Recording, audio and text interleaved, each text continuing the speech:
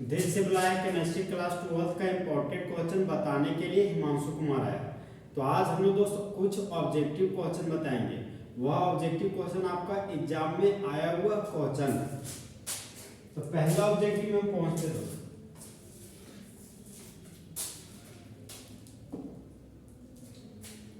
Question number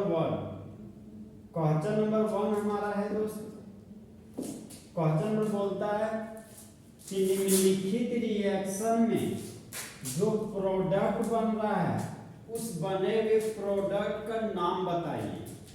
तो फिलहाल हम देख सकते हैं कि दिया गया केमिकल रिएक्शन मेरा कुछ इस तरह से है। सबस्ट्रेट के रूप में इथाइल ब्रोमाइड और मिथाइल ब्रोमाइड लिया गया है और रिएजेंट के रूप में सोडियम मेटल लिया गया है और सॉल्वेंट है हमारा ड्राई ईथर। तो यहाँ पर हम देख सकते हैं दोस्त कि यहाँ पर अल्काइल हैलाइड हमारा डिफरेंट है, अलग अलग है। तो जब अल्काइल हैलाइड अलग अलग लिया जाता है ना तो उसको बोलते हैं क्लोज ऊर्ज रिएक्शन। तो अब दोस्त आपको प्रोडक्ट बनाना है। तो ये जो इथाइल ग्रुप है ना दोस्त, सबसे पहले हम उसका डबल कर देंगे। तो अगर एक इथाइल ग्रुप का डबल करेंगे तो प्रोडक्ट के रूप में 2 इथाइल ग्रुप बनेगा और 2 इथाइल में 4 कार्बन पाया जाता है। तो 4 कार्बन के अल्केन का फॉर्मूला हो गया CH3 CH2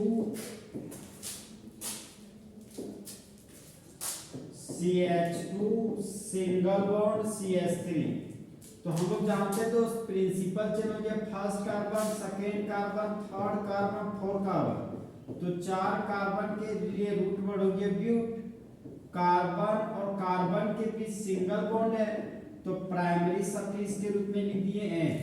तो यहाँ पर दोस्त पहला जो प्रोडक्ट बना वह 4 कार्बन का अल्केन ब्यूटेन बना। अब हम लोग दोस्त और कोई प्रोडक्ट बन रहा है उसकी चर्चा करते हैं।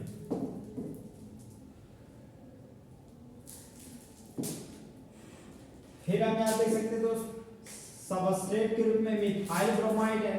तो यहाँ हम एक का डबल कर देंगे। एक मिथाइल ग्रुप है, इसका डबल करेंगे तो 2 मिथाइल ग्रुप बन जाएगा। तो यहाँ पर हम प्रोडक्ट के रूप में 2 मिथाइल ग्रुप लिख देंगे। ये हो गया हमारा पहला मिथाइल, अब ये हो गया दूसरा मिथाइल। यहाँ पर देख सकते हैं हम दोस्त कि ये हमारा 2 कार्बन का अल्केन है। तो 2 कार्बन के लिए रूट वर्ड हो गया ईथ। कार्बन और कार्बन के बीच सिंगल बॉन्ड है तो प्राइमरी सफिक्स के रूप में लिख दिए N। तो यहाँ पर देख सकते हैं दोस्त कि ब्यूटेन के अलावा एक और प्रोडक्ट हमारा इथेन बना।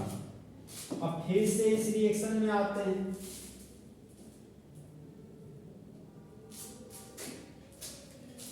अब इस रिएक्शन में हम देख सकते हैं दोस्त, अब एक बार क्या करेंगे, इस इथाइल ग्रुप को इस मिथाइल ग्रुप से जोड़ देंगे तो मेरे पास 3 कार्बन का चेन प्राप्त होगा।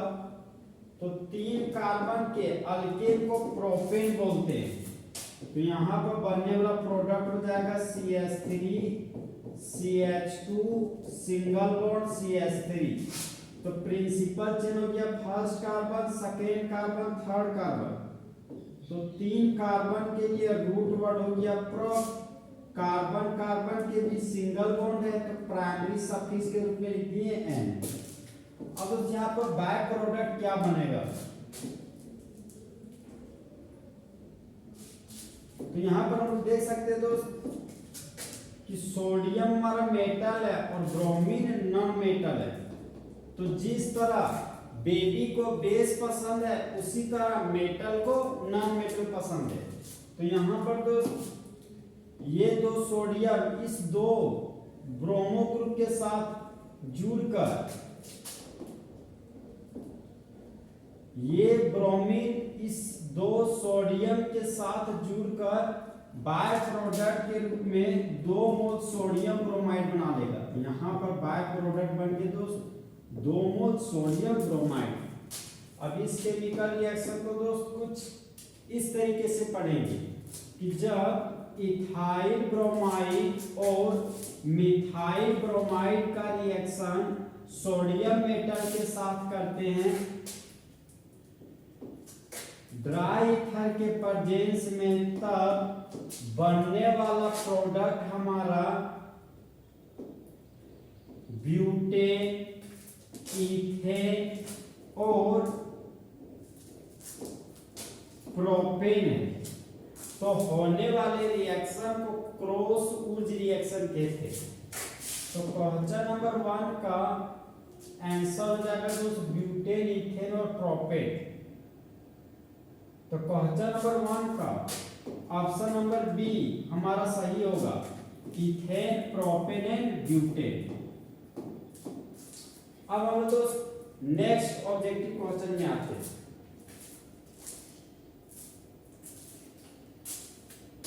नेक्स्ट क्वेश्चन हमारा दोस्त क्वेश्चन नंबर 2। क्वेश्चन नंबर 2 में हम लोग देख सकते हैं, बोल रहा है कि एक एक्वा सॉल्यूशन है जो धारण कर रहा है 40 ग्राम सोडियम हाइड्रोक्साइड को 2 लीटर सॉल्यूशन में, तो उसका मोलारिटी क्या होगा। तो हमको तो फिलहाल क्वेश्चन में मोलारिटी पूछ रहा है। तो सबसे पहले हम जानेंगे दोस्त मोलारिटी होता क्या है। तो देखिए दोस्त, 1 लीटर सॉल्यूशन में कितना number of mole of solute present है उसी को हम लोग मोलारिटी कहते हैं। यहाँ पर दोस्त क्वेश्चन में देख सकते हैं, क्वेश्चन में बोल रहे हैं कि 2 लीटर का सॉल्यूशन है। तो एक बर्तन बनाए और इस बर्तन में हमारा 2 लीटर का सॉल्यूशन है। यहाँ पर लिख दिए 2 लीटर का सॉल्यूशन। फिर हम देख सकते हैं दोस्त, क्वेश्चन में बोल रहा है कि 40 ग्राम सोडियम हाइड्रोक्साइड को मिला रहे हैं 2 लीटर सॉल्यूशन में। इसका मतलब दोस्त बाहर से सॉल्यूट के रूप में 40 ग्राम सोडियम हाइड्रोक्साइड को डाला जा रहा है, मतलब डिसॉल्व किया जा रहा है। तो यहाँ पर हम देख सकते हैं दोस्त, सोडियम हाइड्रोक्साइड को घुलाया जा रहा है 2 लीटर सॉल्यूशन में। तो यहाँ पर मास ऑफ सोडियम हाइड्रोक्साइड का मास हो गया हमारा दोस्त 40 ग्राम। और अगर सॉल्यूशन का वॉल्यूम की बात किया जाए तो सॉल्यूशन का वॉल्यूम हो गया हमारा दोस्त 2 लीटर। तो यहाँ पर वॉल्यूम ऑफ सॉल्यूशन हो गया हमारा दोस्त 2 लीटर। तो यहाँ पर हम लिख दिए 2 लीटर। फिर हम जानते हैं दोस्त कि मोलारिटी का फॉर्मूला होता है मास ऑफ सॉल्यूट बटा मोलर मास ऑफ सॉल्यूट गुना 1 बटा वॉल्यूम ऑफ सॉल्यूशन लीटर। तो यहाँ पर तो सोडियम हाइड्रोक्साइड का मास हमको पता चल गया, सॉल्यूशन का वॉल्यूम तो पता चल गया, लेकिन अभी भी मोलर मास सॉल्यूट का पता नहीं चला। इसका मतलब सोडियम हाइड्रोक्साइड का मोलर मास हमको कैलकुलेट करना पड़ेगा।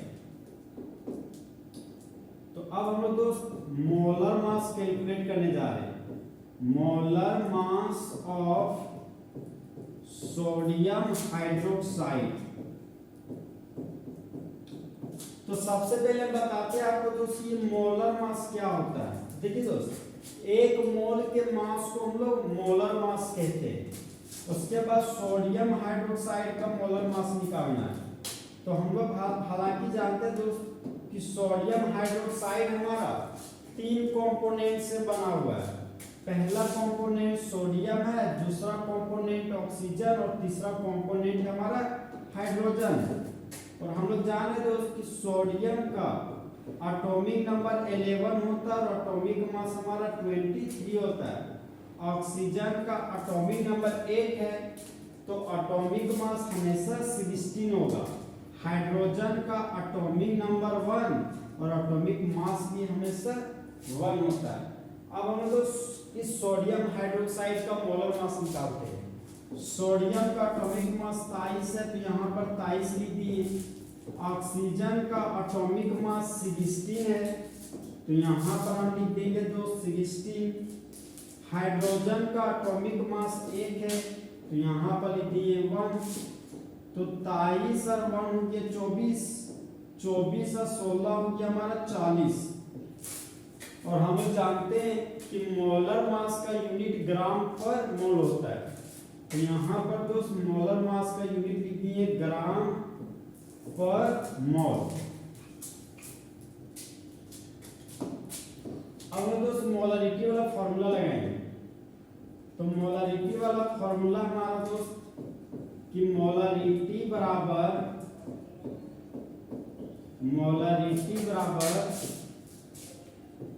मास ऑफ सॉल्यूट। तो सॉल्यूट के रूप में जो सोडियम हाइड्रोक्साइड को लिए, तो यहाँ पर सॉल्यूट के रूप में लिखेंगे सोडियम हाइड्रोक्साइड। तो मास ऑफ सोडियम हाइड्रोक्साइड बटा मोलर मास ऑफ सॉल्यूट। तो सॉल्यूट हमारा सोडियम हाइड्रोक्साइड है, यहाँ लिखेंगे molar mass of sodium hydroxide गुना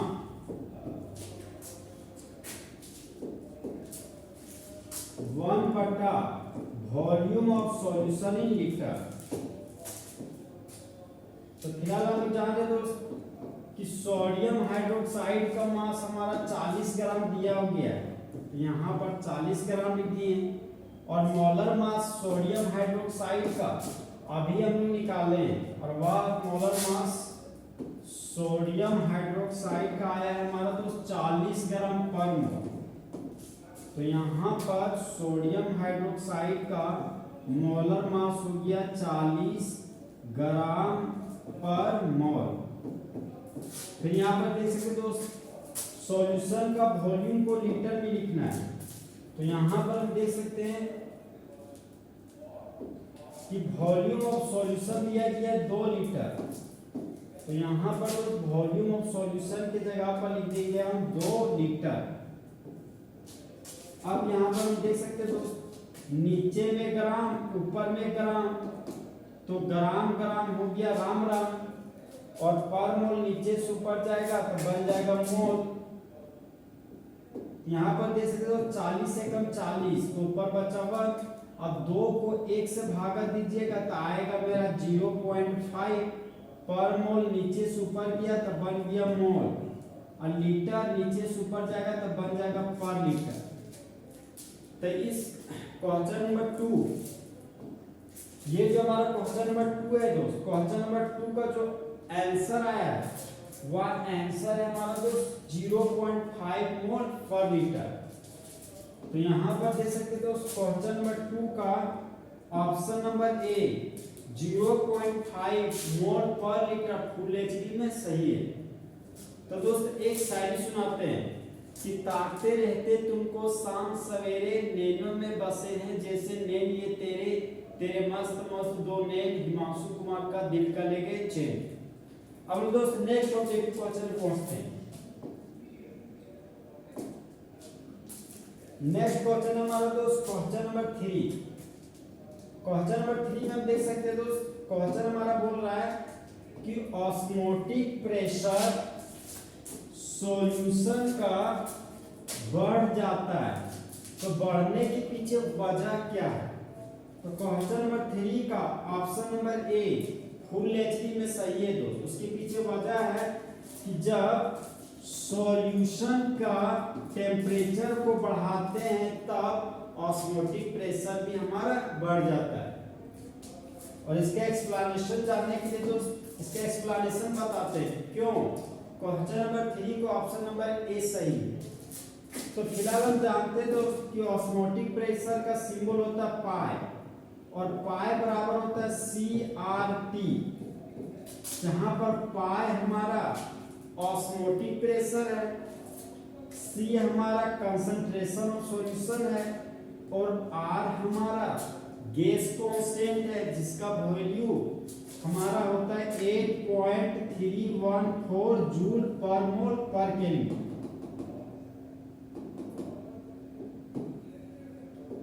और T हमारा टेम्परेचर है जो केल्विन में होता है। तो फिर हम यहाँ तक देख सकते हैं दोस्त कि ऑस्मोटिक प्रेशर डायरेक्टली प्रोपोर्शनल है टेम्परेचर का।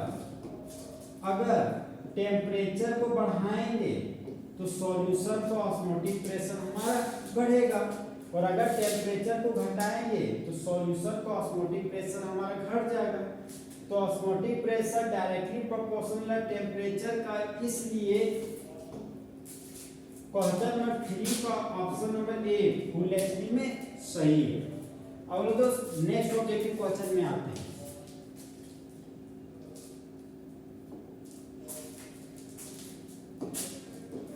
क्वेश्चन नंबर 5,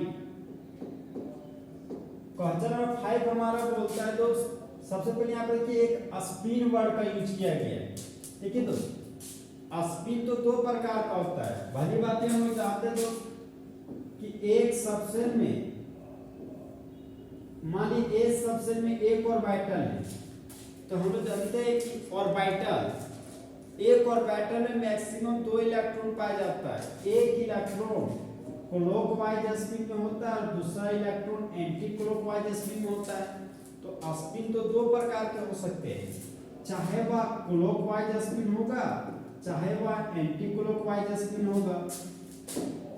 अब क्वेश्चन में आगे बढ़ते हैं, तो बोलता है कि स्पिन बताइए मैग्नेटिक मोमेंट का स्पिन क्या होगा जिसका एटॉमिक नंबर 27 होगा और वह हमारा मेटल आयन होगा। तो हम लोग दोस्त इस क्वेश्चन का सॉल्यूशन में आते हैं। हमको क्वेश्चन में दिया गया दोस्त मेटल आयन जिसका सिंबल दिया गया M2+ और जिसका एटॉमिक नंबर 27 है। तो फिलहाल हम दोस्त जिसका एटॉमिक नंबर 27 है वह हमारा कोबाल्ट है। तो फिलहाल यहाँ पर एलिमेंट का जिक्र नहीं किया है, तो उस एलिमेंट का नाम तो नहीं लिख रहे, लेकिन नाम होगा उस एलिमेंट का कोबाल्ट, एटॉमिक नंबर 27। अगर 28 पूछता तो निकेल लिखते, अगर एटॉमिक नंबर 29 आता तो कॉपर प्रदान थे, और एटॉमिक नंबर 30 होता तो जिंक बता देते। तो फिलहाल एटॉमिक नंबर 27 दिया गया उस मेटल आयन का। तो सबसे पहले क्या करेंगे दोस्त, हम लोग इलेक्ट्रॉनिक कॉन्फ़िगरेशन लिखेंगे एटॉमिक नंबर 27 का। तो एटॉमिक नंबर 27 के सबसे नजदीकी जो इनर्ट गैस पाया जाता है वह इनर्ट गैस है हमारा आर्गन, और आर्गन के बाद जो सबसे पाया जाता है वह सबसे है 4s और 3d। हम लोग भली बात जानते हैं दोस्त कि आर्गन का एटॉमिक नंबर होता है 18 और s सबसे में मैक्सिमम 2 इलेक्ट्रॉन भर सकते हैं क्योंकि उसके पास एक ऑर्बिटल होता है। d सबसेल में मैक्सिमम 5 ऑर्बिटल होता है और 5 ऑर्बिटल में मैक्सिमम 10 इलेक्ट्रॉन भर सकते हैं। अब हमको 27 इलेक्ट्रॉन भरना है, तो 18 ये 2 20 और 7 हो गया मेरा तो 27 इलेक्ट्रॉन। लेकिन ये तो न्यूट्रल एटम का इलेक्ट्रॉनिक कॉन्फ़िगरेशन हो गया, लेकिन हमको तो आयन का इलेक्ट्रॉनिक कॉन्फ़िगरेशन लिखना है। तो यहाँ पर मेटल 2+ दिया गया, इसका मतलब हो गया दोस्त सबसे बड़ा सेल है हमारा 4th सेल। तो सबसे पहले हम लोग इलेक्ट्रॉन सबसे बड़ा सेल वैलेंस सेल से इलेक्ट्रॉन को हटाते हैं। तो वैलेंस सेल है हमारा 4th सेल, तो 4th सेल के s सबसेल से यहाँ पर इस 2 इलेक्ट्रॉन को हटा देंगे, तो यहाँ पर मेरा बच जाएगा 0। अब इस 4s 0 को आप लिखिएगा यहाँ पर तो भी सही और नहीं लिखिएगा तो भी सही। तो मेटल 2+ के इलेक्ट्रॉनिक कॉन्फ़िगरेशन में आर्गन 3d7। फिलहाल तो इस 4s 0 को लिख देते हैं। अब मेरा फोकस दोस्त 3d पे, मतलब थर्ड सेल के d सबसेल में 7 इलेक्ट्रॉन है। तो हम लोग जानते हैं दोस्त 3d7 है, d सबसेल में मैक्सिमम 5 ऑर्बिटल होता है। तो सबसे पहले हम 5 ऑर्बिटल बनाते हैं। ये हो गया मेरा first orbital, second orbital, third orbital, 4 और 5 ऑर्बिटल। अब हमको 7 इलेक्ट्रॉन भरना है, वो भी हुन्स रूल के अनुसार। तो हुन्स रूल हमारा कहता है दोस्तों सबसे पहले एक इलेक्ट्रॉन सभी ऑर्बिटल को देंगे। ये हो गया हमारा first electron, second electron, third electron, 4 electron, 5 electron, ये हो गया 6 इलेक्ट्रॉन और ये हो गया हमारा 7 इलेक्ट्रॉन। यहाँ पर देख सकते हो दोस्त ये हमारा पेयर्ड इलेक्ट्रॉन है, ये पेयर्ड इलेक्ट्रॉन है और ये तीनों हमारा अनपेयर्ड इलेक्ट्रॉन है। तो पेयर्ड इलेक्ट्रॉन को ही प्यार से हम लोग बोलते हैं शादीशुदा इलेक्ट्रॉन, शादीशुदा इलेक्ट्रॉन, और अनपेयर्ड इलेक्ट्रॉन को ही हम लोग प्यार से बोलते हैं कुंवारा इलेक्ट्रॉन। तो यहाँ पर अनपेयर्ड इलेक्ट्रॉन 3 है, इसका मतलब कुंवारा इलेक्ट्रॉन हमारा 3 है। तो फिलहाल हम यहाँ पर देख सकते हैं दोस्त कि अनपेयर्ड इलेक्ट्रॉन हमारे पास 3 है। Number of unpaired electron, number of unpaired electron, unpaired electron का संख्या हमारा दोस्त 3 है। तो यहाँ पर हम 3 लिख दिए और हमको दोस्त मैग्नेटिक मोमेंट कैलकुलेट करना है। देखिए दोस्त, अनपेयर्ड इलेक्ट्रॉन का सिंबल होता है स्मॉल है। अब हमको दोस्त मैग्नेटिक मोमेंट कैलकुलेट करना है। तो मैग्नेटिक मोमेंट का सिंबल हो गया म्यू, और म्यू बराबर होता है हमारा दोस्त root n plus 2 bm।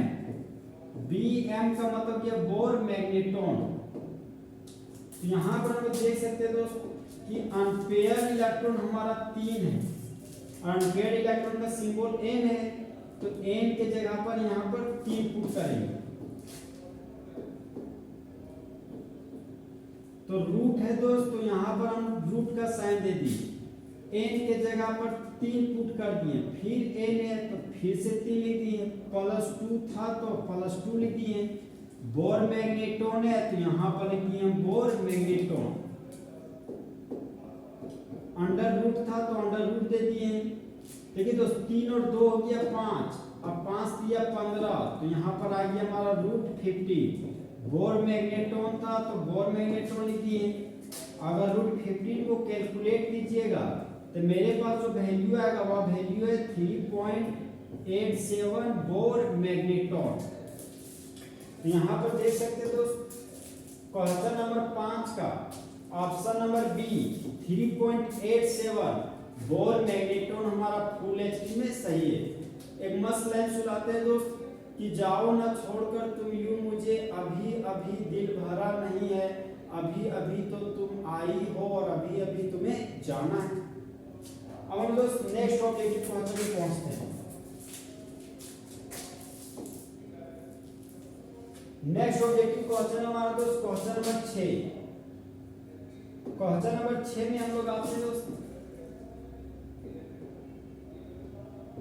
Question number 6 हमारा बोलता है कि निम्नलिखित में से कौन सा सही इलेक्ट्रॉनिक विन्यास है फेरिक आयन का। फेरिक आयन का मतलब क्या दोस्त, Fe3+, जिसका परमाणु संख्या 26 है। तो सबसे पहले हम लोग दोस्त आयरन 3+ के इलेक्ट्रॉनिक कॉन्फ़िगरेशन लिखेंगे। तो यहाँ पर हम देख सकते हैं दोस्त, ये हो गया हमारा आयरन। आयरन का एटॉमिक नंबर 26 है। तो सबसे पहले आप न्यूट्रल एटम का इलेक्ट्रॉनिक कॉन्फ़िगरेशन लिखते हैं। आयरन का नियरेस्ट इनर्ट गैस है हमारा ऐश्वर्या राय। ऐश्वर्या राय बोले तो आर्गन। फिर सबसे ले हमारा दोस्त 4s और उसके बाद सबसे ले हमारा 3d। अब हमको दोस्त 26 इलेक्ट्रॉन भरना है। तो आर्गन के पास तो 18 इलेक्ट्रॉन चल गया, 18 और 2 20, 20 और 6 हो गया हमारा 26 इलेक्ट्रॉन। लेकिन ये तो न्यूट्रल एटम का इलेक्ट्रॉनिक कॉन्फ़िगरेशन है, हमको लिखना है Fe3+ आयन का। तो अगर आयरन के मुंडी पर 3+ रहेगा तो सबसे पहले तो सबसे बड़ा सेल 4th सेल है जो हमारा वैलेंस सेल है। तो इस वैलेंस सेल से सबसे पहले यहाँ से 2 इलेक्ट्रॉन हटाएंगे, यहाँ पर बच गया 0 इलेक्ट्रॉन। फिर जो एक और इलेक्ट्रॉन हटाना है दोस्त वह हम लोग 3rd सेल से हटाएंगे। तो 3rd सेल के 20 सबसेल में 6 इलेक्ट्रॉन है। अगर यहाँ से 1 इलेक्ट्रॉन हटा देंगे तो बच जाएगा हमारा 5 इलेक्ट्रॉन। ये हो गया हमारा दोस्त 3d5। अब इसी इलेक्ट्रॉनिक कॉन्फ़िगरेशन को कुछ इस तरीके से लिख सकते हैं। आर्गन था तो यहाँ पर आर्गन लिख दिए। 4th सबसेल के A सबसेल में 0 इलेक्ट्रॉन है तो 4s0 को हटा दिए, यहाँ पर 3d5 है तो यहाँ पर हम लिखते दोस्त 3d5।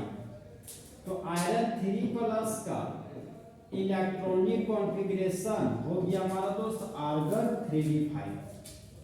अब लोग ऑप्शन भी चेक करते हैं। तो देख सकते हैं दोस्त क्वेश्चन नंबर 6 का option number C argon 3d5, argon 3d5 full HP में करेक्ट है।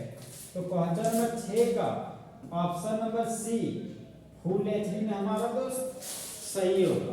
अब हम दोस्त नेक्स्ट ऑब्जेक्टिव क्वेश्चन में आते हैं।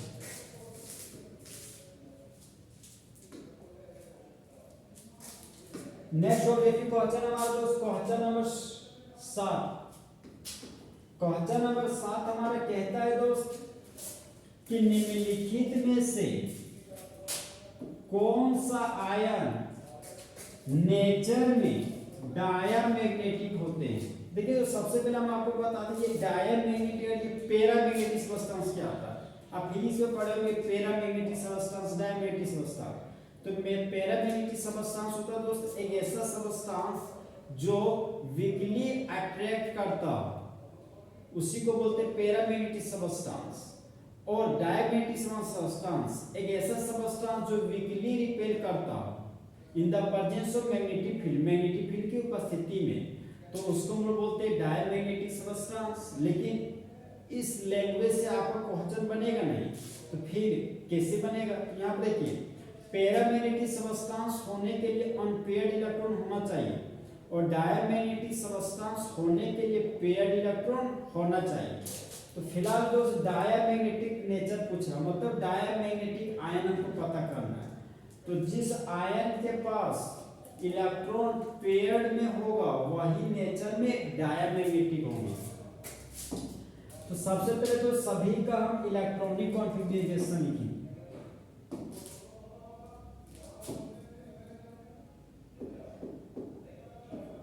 पहला जो एलिमेंट है दोस्त कोबाल, कोबाल का एटॉमिक नंबर हो गया 27। नियरेस्ट इनर्ट गैस है हमारा आर्गन, सबसे है फोरेस, उसके बाद सबसे है हमारा 3d। 27 इलेक्ट्रॉन भरना है तो आर्गन के पास 18 इलेक्ट्रॉन, तो 20 और 20 और 7 हो गया हमारा दोस्त 27 इलेक्ट्रॉन।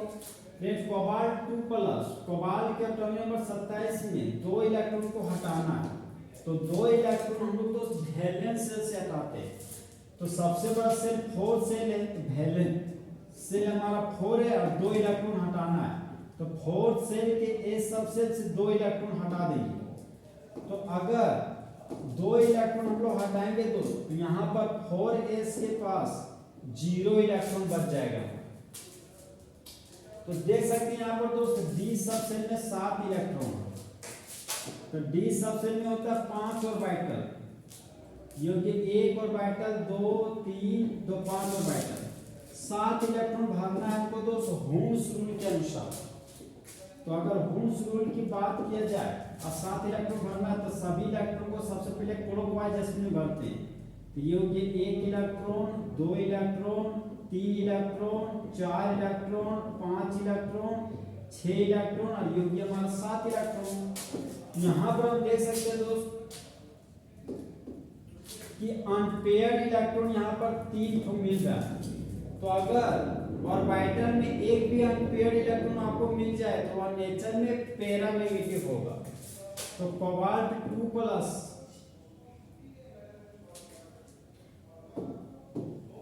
एग्जाम्पल है हमारा दोस्त, हाँ कोबाल्ट 2+, कोबाल्ट 2+ के पास अनपेयर्ड इलेक्ट्रॉन 3 होने की वजह से यह नेचर में पैरामैग्नेटिक होगा, paramagnetic in nature.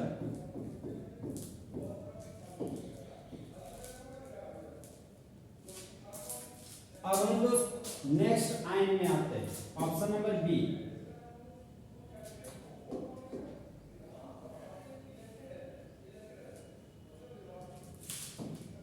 Next option है हमारा दोस्त निकेल। निकेल का एटॉमिक नंबर हो गया हमारा 28। तो सबसे पहले हम न्यूट्रल एटम के इलेक्ट्रॉनिक कॉन्फ़िगरेशन लिखते हैं। सबसे पहले हम तो सिर्फ और सिर्फ निकेल का इलेक्ट्रॉनिक कॉन्फ़िगरेशन लिखने जा रहे हैं। तो नियरेस्ट इनर्ट गैस हो गया आर्गन, उसके बाद सबसेल है हमारा 4s और उसके बाद है हमारा 3d सबसेल। हमको दोस्त 28 इलेक्ट्रॉन भरना है। तो आर्गन के पास 18 इलेक्ट्रॉन, 18 और 2 20, 20 और 8 हो गया हमारा दोस्त 28 इलेक्ट्रॉन। अब निकेल से हमको 2 इलेक्ट्रॉन हटाना है, तो 2 इलेक्ट्रॉन को हम सबसे बड़ा सेल 4 सेल से हटाएंगे, मतलब वैलेंस सेल से हटाएंगे। तो 4 सेल के ए सबसेल में रहने वाला 2 इलेक्ट्रॉन को हटाने जा रहे हैं। तो यदि यहाँ से 2 इलेक्ट्रॉन हटा देंगे दोस्त, यहाँ पर बच गया हमारा 0 इलेक्ट्रॉन। तब देख सकते हैं कि थर्ड सेल के डी सब सेल में 8 इलेक्ट्रॉन। तो सबसे पहले दोस्त इस इलेक्ट्रॉन को ऑर्बिटल में भरते हैं। हमें जाने कि डी सब सेल में होता है 5 ऑर्बिटल। तो सबसे पहले 5 ऑर्बिटल बनाएंगे। ये हो गया 1 ऑर्बिटल, 2 ऑर्बिटल और 2 4 ऑर्बिटल, और ये हो गया हमारा 5 ऑर्बिटल, और हमको 8 इलेक्ट्रॉन भरना है हुम्स रूल के अनुसार। तो सबसे पहले तो इस इलेक्ट्रॉन को क्लॉकवाइज में भरते हैं। ये हो गया first electron, second electron, third electron, 4 electron, 5 electron, 6 electron, 7 electron, और ये हो गया हमारा 8 इलेक्ट्रॉन। तो यहाँ पर देख सकते दोस्त, यहाँ पर ये जो तीनों है वो हमारा पेयर्ड इलेक्ट्रॉन है, लेकिन ये दोनों हमारा अनपेयर्ड इलेक्ट्रॉन है। अगर गलती से भी एक भी आपको अनपेयर्ड इलेक्ट्रॉन मिल जाए तो वह नेचर में पैरामैग्नेटिक हो जाएगा। तो ये जो हमारा ऑप्शन है दोस्त, ऑप्शन में ये जो हमारा निकेल 2+ है या भी नेचर में पैरामैग्नेटिक है। तो निकेल 2+ का भी नेचर हो गया हमारा paramagnetic nature, paramagnetic in nature.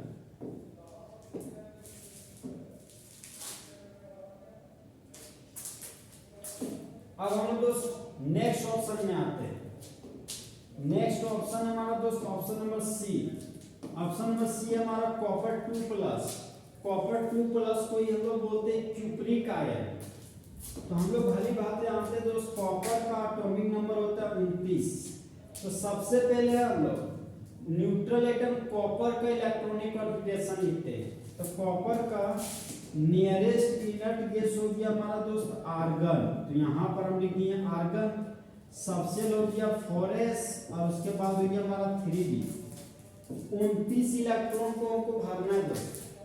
तो आर्गन के पास 18 और 2 20, 20 और 9 हो गया हमारा 29 इलेक्ट्रॉन। और हम लोग भली बात जानते हैं कि कॉपर में होता है एक्सेप्शन। इसका मतलब जिसके पास S2D9 होता है वह बदल जाता है S1 और D10 में। D9 D10 में इसलिए बदल गया दोस्त क्योंकि D9 की तुलना में D10 हमारा स्टेबल है, क्योंकि D9 हमारा कंप्लीटली फुलफिल्ड नहीं है, लेकिन D10 हमारा कंप्लीटली फुलफिल्ड ऑर्बिटल है। अब हमको दोस्त 2 इलेक्ट्रॉन हटाना है। तो सबसे पहले एक इलेक्ट्रॉन फोर्थ सेल के A सबसेल से हटाएं और एक इलेक्ट्रॉन थर्ड सेल के D सबसेल से हटाएंगे। तो 10 इलेक्ट्रॉन था, तो यहाँ हो गया 9, और यहाँ 1 इलेक्ट्रॉन था, हो गया 0। आप जान रहे हैं दोस्त कि D सबसेल में थर्ड सेल के D सबसेल में 9 इलेक्ट्रॉन भरना है। तो D सबसेल में होते हैं 5 ऑर्बिटल। तो सबसे पहले यहाँ पर दोस्त 5 ऑर्बिटल बनाएंगे। ये हो गया first orbital, second orbital, third, fourth, 5। अब हमको 9 इलेक्ट्रॉन भरना है होम्स रूल के अनुसार। सबसे पहले इलेक्ट्रॉन को क्लॉकवाइज में भरते हैं। तो यहाँ पर दोस्त इलेक्ट्रॉन को क्लॉकवाइज में भरेंगे तो हो जाएगा first electron, second electron, third, fourth, 5, 6, 7, 8, 9। यहाँ पर देख सकते हैं दोस्त ये चारों इलेक्ट्रॉन का जोड़ा हमारा पेयर्ड है, लेकिन यहाँ पर एक जो इलेक्ट्रॉन है वह अनपेयर्ड है। तो यहाँ पर अगर D सबसेल के एक भी ऑर्बिटल में अनपेयर्ड इलेक्ट्रॉन मिल जाए तो वह नेचर में पैरामैग्नेटिक हो जाएगा। तो क्यूप्रिक आयन भी हमारा नेचर में पैरामैग्नेटिक होगी, पैरामैग्नेटिक।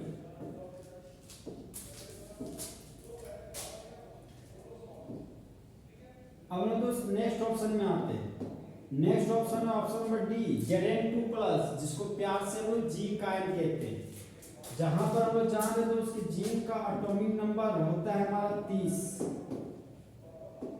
जिंक का एटॉमिक नंबर हो गया 30। तो सबसे पहले हम लोग जिंक का इलेक्ट्रॉनिक कॉन्फ़िगरेशन लिखते हैं। जिंक का नियरेस्ट इनर्ट गैस हो गया आर्गन। तो यहाँ पर हम लिख दिए आर्गन। नेक्स्ट सबसे ले हमारा दोस्त 4s, उसके बाद सबसे ले 3d। तो हमको दोस्त 30 इलेक्ट्रॉन भरना है। तो हम लोग जान रहे हैं कि आर्गन के पास 18 इलेक्ट्रॉन और 2 20 और 10 30 इलेक्ट्रॉन होता है। अब हमको Zn2 प्लस मतलब जिंक आयन के इलेक्ट्रॉनिक कॉन्फ़िगरेशन लिखना है, मतलब जिंक से 2 इलेक्ट्रॉन हटाना है। तो 2 इलेक्ट्रॉन को हम लोग तो सबसे बड़ा सेल से हटाएंगे। तो सबसे बड़ा सेल हमारा है यहाँ पर फोर्थ सेल। तो फोर्थ सेल के ए सबसेल से 2 इलेक्ट्रॉन को हटाएंगे। तो यहाँ अगर 2 इलेक्ट्रॉन हटा दिए दोस्त, ये हो गया हमारा 0। तो फोर्थ सेल के ए सबसेल में तो 0 इलेक्ट्रॉन है। तो अब मेरा फोकस दोस्त यहाँ पे है। थर्ड सेल के डी सबसेल में जो 10 इलेक्ट्रॉन है वहां पर मेरा फोकस है। तो हम लोग फिलहाल जानते हैं दोस्त कि डी सबसेल में होता 5 ऑर्बिटल। ये हो गया first orbital, second orbital, third orbital, ये हो गया हमारा 5 ऑर्बिटल। अब थर्ड सेल के डी सबसेल में रहने वाले 10 इलेक्ट्रॉन को भरते हैं। तो 10 इलेक्ट्रॉन को हम लोग दोस्त गुण के अनुसार भरते हैं। सबसे पहले 5 इलेक्ट्रॉन को भर दिए क्लॉकवाइज स्पिन में, 3 4 5। अब बचा हुआ 5 इलेक्ट्रॉन को भर देंगे एंटी क्लॉकवाइज स्पिन में, 6 7 8 9 10। यहाँ पर देख सकते हो तो सभी हमारा इलेक्ट्रॉन का जोड़ा पेयर में है। तो जब इलेक्ट्रॉन का जोड़ा पेयर में होगा ना तो वह नेचर में आपका डायमैग्नेटिक कहलाएगा। यहाँ पर तो ऑप्शन नंबर डी हमारा नेचर में है डायमैग्नेटिक इन नेचर, मतलब डायमैग्नेटिक सब्सटेंस है हमारा जिंक आयन। और क्वेश्चन में जो हमको पूछ रहा है दोस्त वह डायमैग्नेटिक इन नेचर ही पूछ रहा है। क्वेश्चन में बोला है कि निम्नलिखित में से कौन सा आयन नेचर में डायमैग्नेटिक होता है। तो देख सकते दोस्त ए बी सी तीनों ऑप्शन मेरा पैरामैग्नेटिक था। और ऑप्शन नंबर डी इकलौता हमारा Zn2 प्लस जिंक आयन क्या है डायमैग्नेटिक नेचर। तो इस क्वेश्चन का option number D, question number 7 का ऑप्शन नंबर डी हमारा दोस्त फुल एचडी में सही है। तो दोस्त इस तरह हमारा आज का क्लास ऑब्जेक्टिव वाला खत्म हुआ। तो ये दोस्त एग्जाम का तैयारी एकदम पेशेंस के साथ कीजिए, डरिए नहीं, बिंदास होकर तैयारी कीजिए। आपको लगातार ऑब्जेक्टिव क्वेश्चन पहुंचते रहेगा, ऑब्जेक्टिव क्वेश्चन के सॉल्यूशन। तो दोस्त जीते की चाल, बाज की नजर और हिमांशु कुमार के सॉल्यूशन पर कभी शक नहीं कर सकता।